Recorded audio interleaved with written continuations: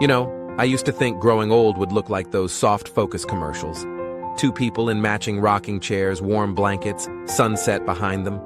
Maybe the grandkids running through the yard, laughter floating in the background. I thought that's how it'd go. Turns out life's got a different sense of humor. It's early morning here, cold enough to see your breath, quiet enough to hear your thoughts. I walk this same path most days, through the trees near my house. My dog trots ahead, nose to the ground, no rush. It's our ritual. Gives me time to think. And lately, I've been thinking about how many people my age ended up exactly where they swore they wouldn't. Alone. Don't get me wrong. Alone doesn't always mean lonely. But it can, if you're not ready for it. I had a friend once, Carol. Tough woman. Big laugh. The kind of person who made everyone feel like family. She'd been married 40 years. Then one Tuesday morning, her husband collapsed in the kitchen. Just like that.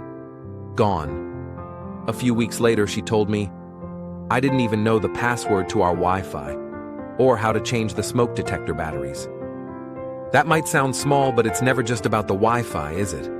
It's about how fragile normal life really is. How quickly you can go from sharing a routine to trying to rebuild one. And that's when you learn. Preparation isn't cold or cynical. It's love in a different form. When you lose someone, it's not just their absence you feel. It's the gap in the life you built together. The parts they took care of. The things you thought were theirs. And suddenly, those gaps are yours. And they don't care how much you're grieving. The bills still come. The house still needs repairs. The doctor still expects you at 10 a.m. sharp. I'm not saying this to scare anyone. I'm saying it because I've lived it, and I've watched others live it too. So if you're younger, or even just younger than me, here's my advice. Start learning to take care of yourself now. Know where the important papers are. Know who your doctor is. Know what's in the bank. It's not morbid, it's maturity. Because one day, you might be standing where Carol stood, and the only person left to depend on will be you. And to my fellow elders, the ones who've already seen a few winters, I see you. I know what it's like to wake up to an empty chair or eat dinner with the TV just for company. I know that silence. It can swallow a person whole if they let it. But here's the thing. Silence can also be a teacher. It can show you how to hear yourself again. How to remember what you love, not just what you shared with someone else. You start noticing small things again. The smell of your coffee, the light through the curtains, the sound of rain hitting the roof. And you realize you're still here. You still have time. Build a life that fits you now, not the you from 20 years ago or the one that existed in a couple. You now. Join a walking group, pick up a class, volunteer at the library, or if you're more private, plant something, paint something, write letters to people who mattered. I've met more kind souls in my 70s than I did in my 40s, maybe because we've all stopped pretending we have the answers. You'd be amazed how many people are quietly looking for connection. A chat, a shared meal, someone to laugh with over nothing. You just have to take that first brave step toward them. I once heard someone say, aging isn't about losing people. It's about learning to live differently with what remains. That one hit me hard, because it's true. When you lose, you don't stop loving.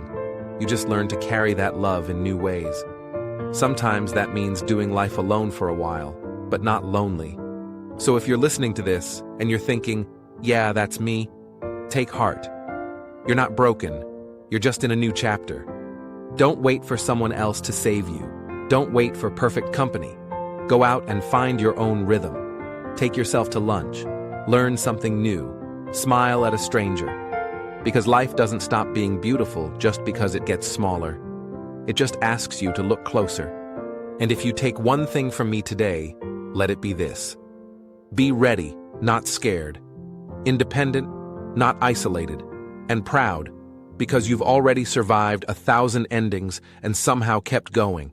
That's no small thing. Now, before you click away, do me a favor.